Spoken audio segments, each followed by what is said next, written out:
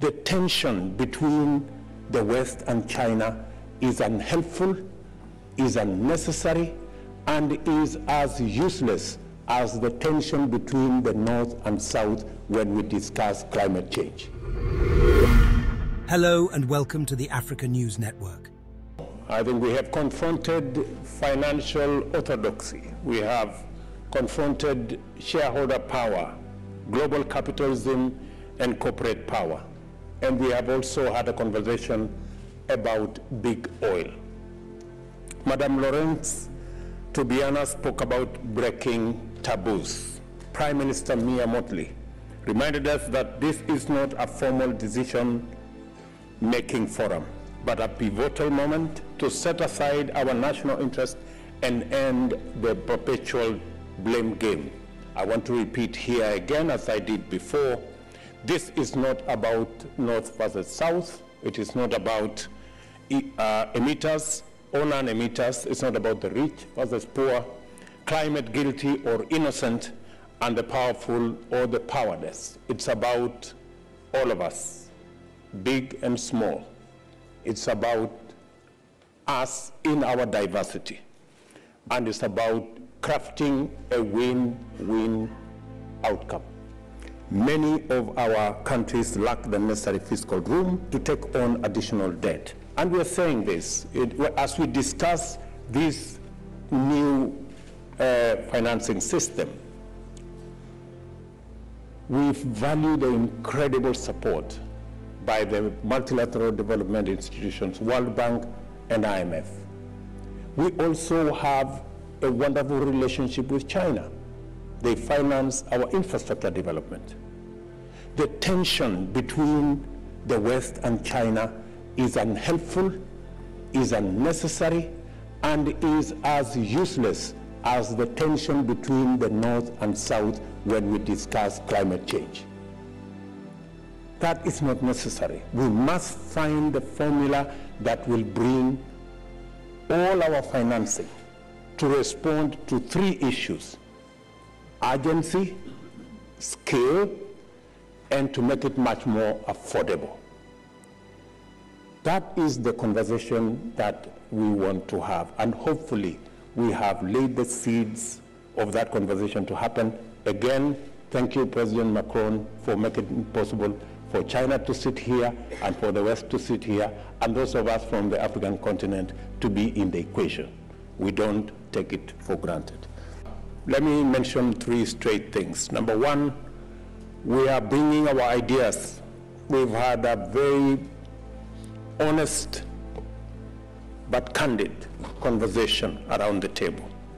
We've had others, but they've also listened to us, because we believe that we do not want anymore to be a continent where people complain, where we are victims, where we are the corner. We believe that Africa can step forward in a very proud way to work with the rest of the world on the challenges we have and provide solutions.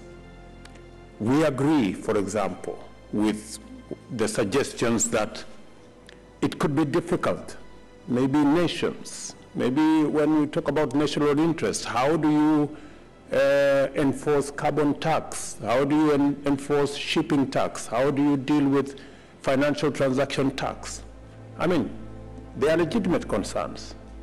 But I dare say, those who met in that little room in Bretton Woods had as difficult choices to make as we have today. But they didn't walk away from it. They forged a consensus. I think in the world we live in today, there is a lot more creativity, there is a lot more innovation. Technology can give us the opportunity to levy this tax, raise the resources, and be able to give as many, including the third issue I want to say, what Africa is bringing. We are the continent with the largest renewable energy reserves whether it is wind, solar, geothermal, hydro. How are we going to raise the resources to unlock the huge potential in our continent? It is by having this kind of candid conversation. It is by bringing our ideas on how we can be creative, how we can be innovative, how we can leverage on technology so that we can raise the requisite resources to unlock the Hinga Dam that is giving us nightmares, which can provide electricity to 15 countries. We still have 600 million Africans who do not have access to electricity. 900 of them without access, 900 million of them without access to clean cooking energy. We need the scale of the resources that we are discussing and to democratize the raising of those resources so that it becomes a lot more easier to make decisions going into the future. Africa is coming with ideas. We are coming with our resources. We have the largest renewable energy resources. 2/3 of the world's arable, uncultivated arable land is in our continent. We have the youngest population in the continent. These are assets that Africa is coming to the table with so that we can provide an outcome that is win-win, contributed by everybody.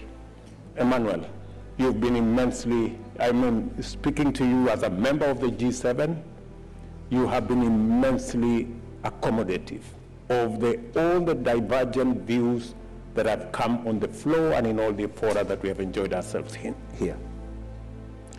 We are saying we want this time round a mechanism that involves everybody, where we are all paying, where we are all involved, and where we all decide. Because climate change is not about the North or the South. It's about all of us.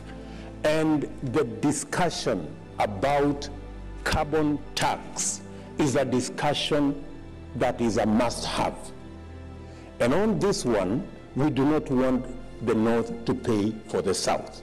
We want all of us to pay.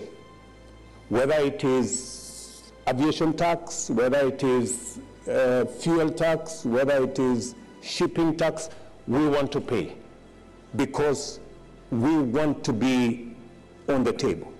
The conversation about who has not paid what is very energy sapping. It is very tiring. We want to have a different conversation. And I am very happy that that conversation has begun in Paris. And thank you, President Macron, for making it possible for this conversation to happen.